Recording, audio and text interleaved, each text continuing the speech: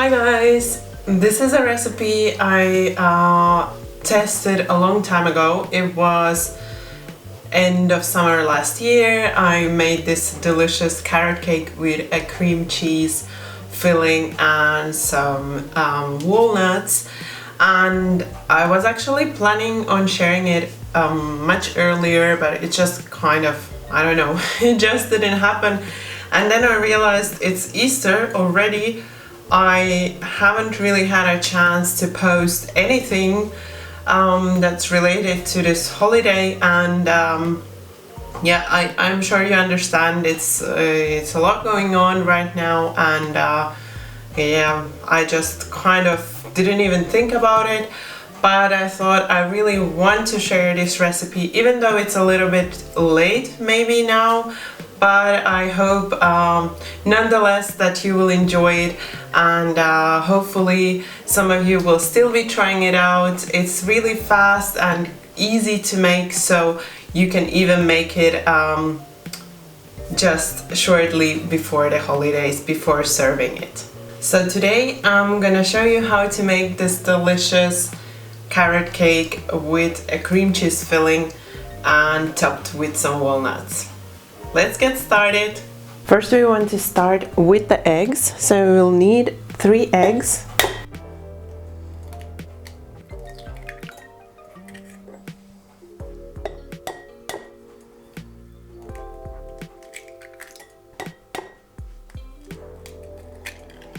And then we are going to add the sugar to it. And then you want to whisk the eggs with the sugar until soft and fluffy.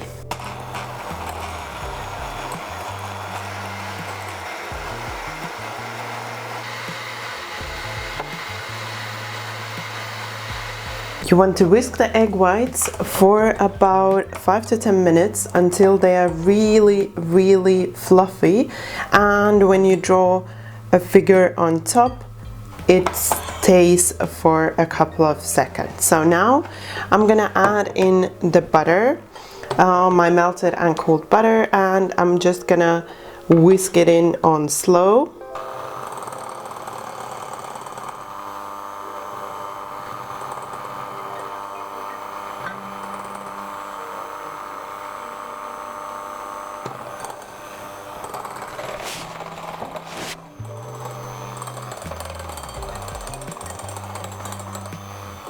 Just shortly until combined. Then we want to remove the whisks and swap to a spatula. I'm just gonna fold through a couple of times. Then I have my all-purpose flour here. I'm gonna add in the baking powder to it along with the baking soda. Just give it a short mix. And then we are going to start adding in the dry ingredients to our wet ingredients. So we are gonna add in the flour in batches.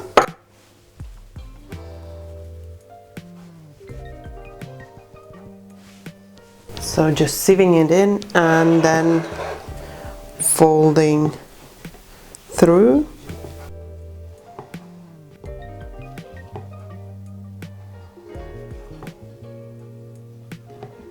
And then adding in some more.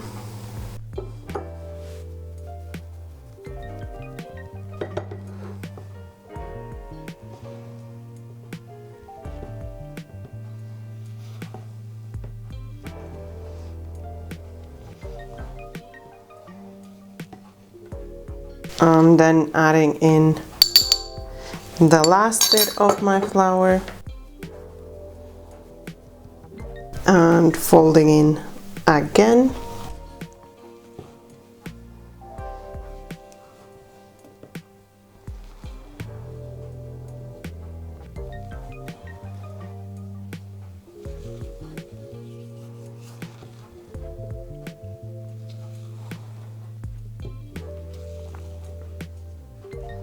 And then once it's almost combined, so it doesn't have to be perfectly combined at this point, we are going to start adding in the wet ingredients, or actually just the one at this point. So we are going to add in the applesauce and also fold it in.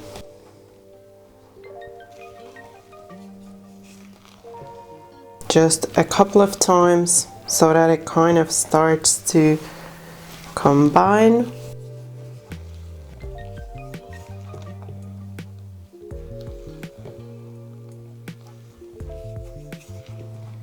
Then I have already grated my carrots and I'm gonna add them in next. So adding in the carrot, going to add in about half first and give a couple of folds.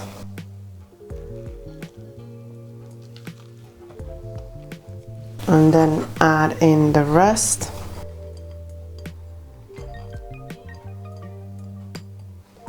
And then continue folding.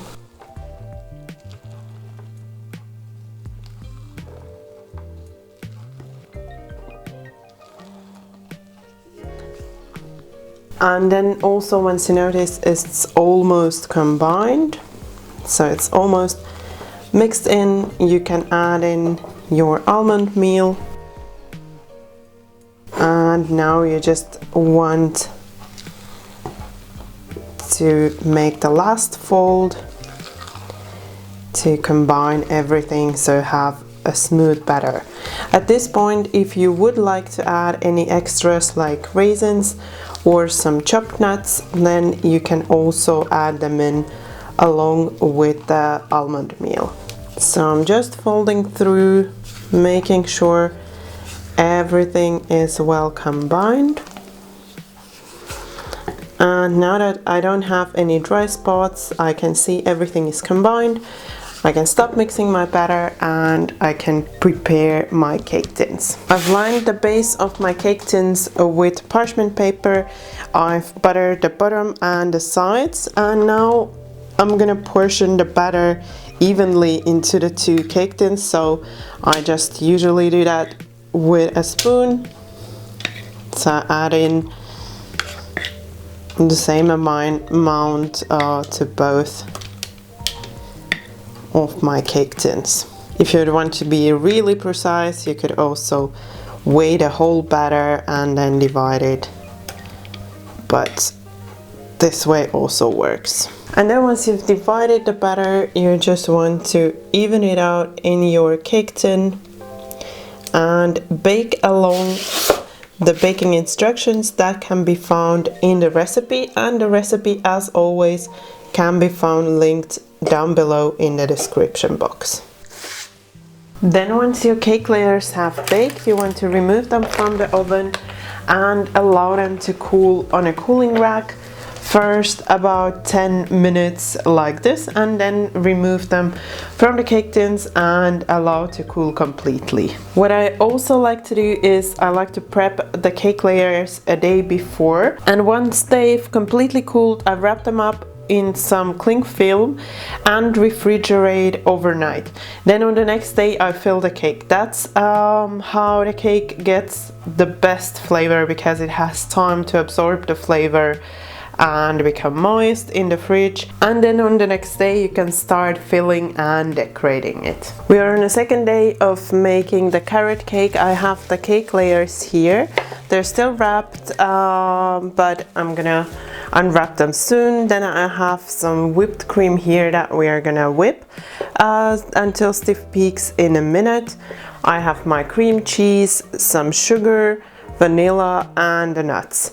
So first we want to soften the cream cheese. So I have the cream cheese here. You can add in the sugar right away, and also the vanilla paste or vanilla extract. At this point I added only about 50 grams of sugar because I want to test if that's going to be enough for me, and then if needed I'm gonna add in some more. So I would also suggest that you test first, and remember the cake itself is also really sweet, so it doesn't need much sweetness in the cream cheese topping. So just soften it until it's nice and soft and everything has combined. So no need to mix it for too long. Then set it aside, and then we are going to start with the cream.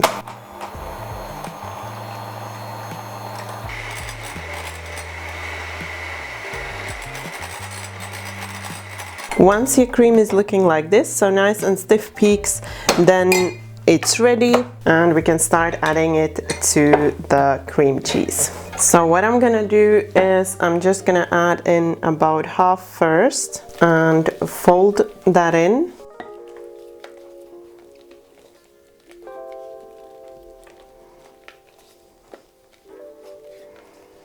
Then once it's almost combined, I'm gonna add in the rest of my cream and also fold it in until combined.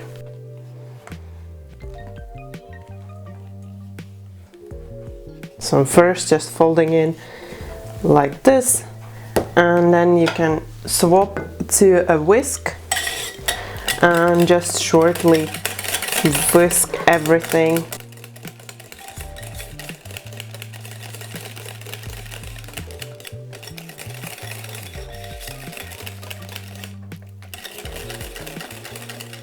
So that you have a nice and thick cream and everything is well combined, so the cream cheese and cream have combined well. Now, because I told you I only added like 50 grams of sugar, I'm gonna taste test. The cream is sweet enough for me, but like I said, you should taste yourself, and then if you need to add more, you can always add a little more. Then just unwrap the cake layers. Actually, I'm just gonna unwrap one first. Now I have my serving plate ready. It's nice and spongy and soft, and it smells really delicious. The one thing I wanted to mention is my layers are not really high, because I mistakenly used bread flour instead of all-purpose flour, but they're really spongy and it's still gonna be really soft and moist. But so that you know, they are supposed to be a little bit higher than what it looks like here. So then I'm just gonna be adding about half of my cream here, and just gonna spread it evenly with the spoon.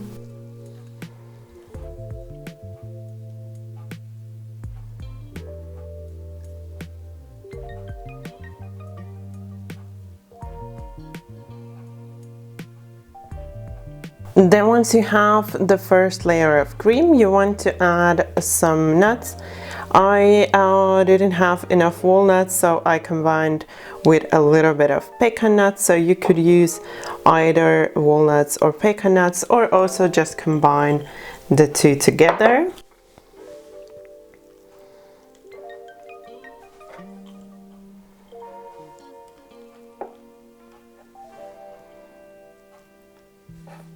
Then we are going to unwrap the second layer and add it on top, and just kind of press it into the cake just a little bit so that it attaches to the bottom layer. And then again we want to add the cream on top, and here we want to add the rest of the cream.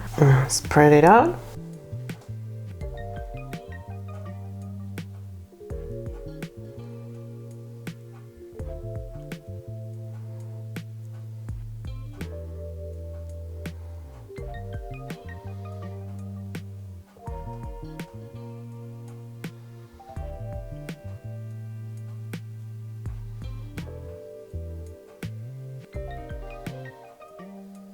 And then we are just going to smoothen the top and also decorate with some nuts on top.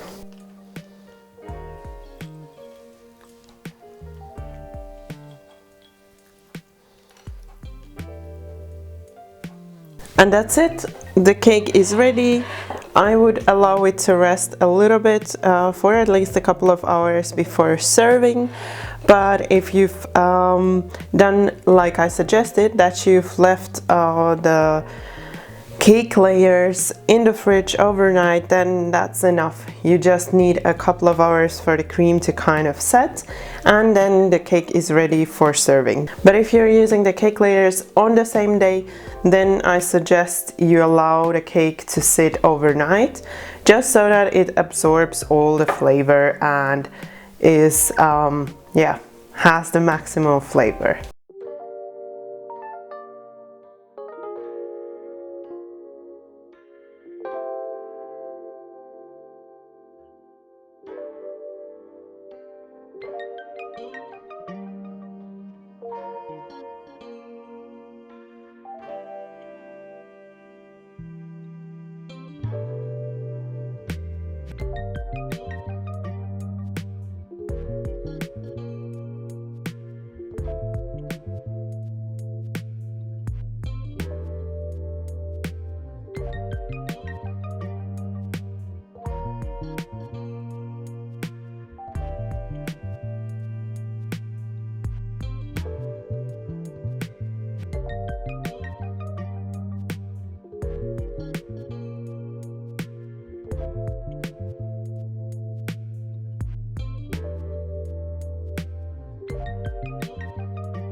While I was making this cake, a lot of things went wrong. So I was thinking whether I should make it again and just kind of not tell you about all of the mistakes that I made. But then I thought, well, why not just leave it as it is and just tell you the things that went wrong. So in the recipe, everything is gonna be right because I've tested this recipe before.